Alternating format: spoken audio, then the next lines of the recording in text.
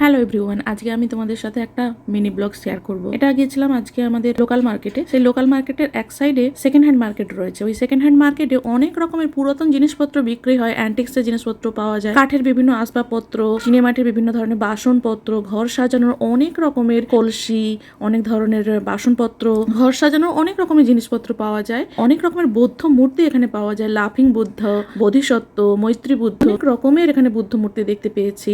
আর তার সাথে এখানে অনেক রকমের কাঠের কারুকার্য করা বিভিন্ন ধরনের আর্কিটেকচারগুলো, সে উডেন আর্কিটেকচারগুলো এখানে পাওয়া যায়। এগুলো চাইনিজ ফোক আর্ট।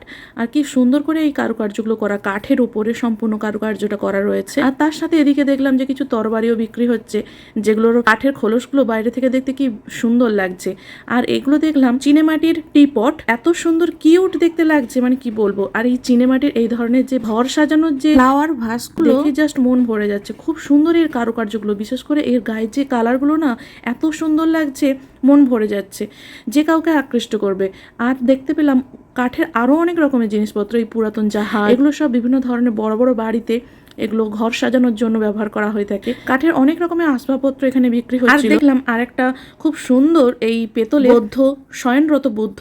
এই বুদ্ধের মূর্তিটা খুব ভালো লাগছে দেখতে। ওপরের দিকটা পুরো পেতল দিয়ে বানানো, আর নিচের দিকটা একদম পুরো কাঠের কারুকার্য করা। এই পেতলের উপর যে কারুকার্যগুলো মানে যে কাউকে আকৃষ্ট করবে। খুব সুন্দর এখানে বিভিন্ন ধরনের বুদ্ধ মূর্তি বিক্রি হচ্ছিল। এখানকার সেকেন্ড হ্যান্ড মার্কেটটা আজকে আমি তোমাদেরকে ঘুরে দেখালাম। তো তোমাদের কেমন লাগলো অবশ্যই কমেন্ট করে জানিও। আর যদি ভালো লেগে থাকে অবশ্যই একটা লাইক, কমেন্ট, শেয়ার করো।